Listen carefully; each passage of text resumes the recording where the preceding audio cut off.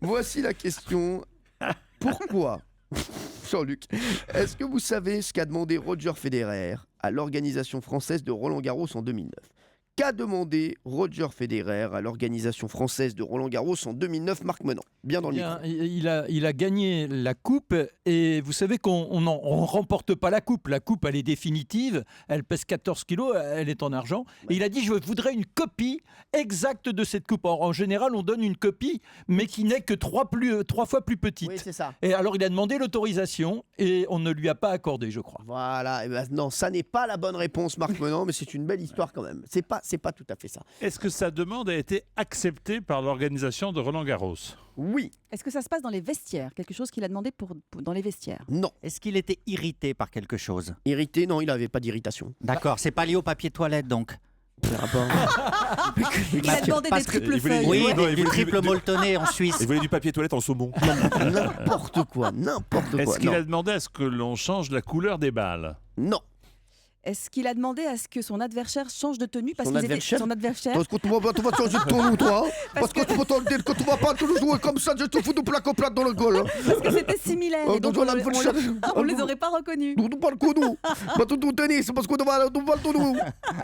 Non mais attendez, vous voyez, de toute façon au tennis ils peuvent avoir la même tenue. Hein. Oui, mais c'est pas bien pour la télé, on les distingue moins. Ah bah si.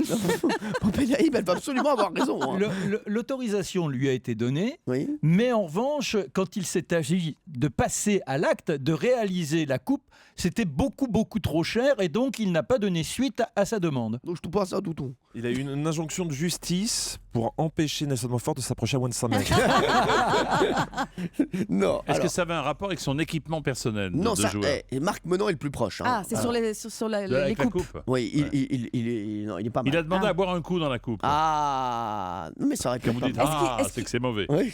Est-ce qu'il aurait pu prendre la coupe, par exemple, un soir chez lui, histoire de la voir en vrai, puis après il la ramenait le lendemain? Benaïm, Quoi? vous êtes et comme ça, elle a pas l'air. Hein. C'est un génie. C'est vrai? Non, mais C'est vrai qu'elle a pas l'air. Valérie Benaïm, il a demandé à dormir avec la coupe. Non. Bravo Valérie, bravo. C'est la première fois qu'il remportait Roland-Garros en 2009 et d'ailleurs ce sera la seule fois. Enfin, il va peut-être le remporter cette année ou peut-être l'année prochaine. C'était le seul tournoi qui lui manquait à l'époque. Il était tellement heureux qu'il a demandé à prendre la vraie c'est coupe mignon. des mousquetaires avec lui, donc pas la réplique Ouais. qu'on lui offre après, pour la montrer à son père et ensuite dormir avec. Il a dormi avec 2 gardes du corps qui surveillaient la coupe qui pèse 10 kilos. Non, mais c'est-à-dire que dans le lit, il y avait 2 gardes du corps. Ouais. Et la coupe au milieu. Et il y avait sa femme, il y avait tout le monde dans le lit. Hein. Il y a même Marc Menon qui arrive avant. Ça, c'est normal. C'est quand il est arrivé qu'on s'est dit il y a peut-être un problème. Hein. Je vous le dis donc, point pour Valérie Benaïm. Bravo.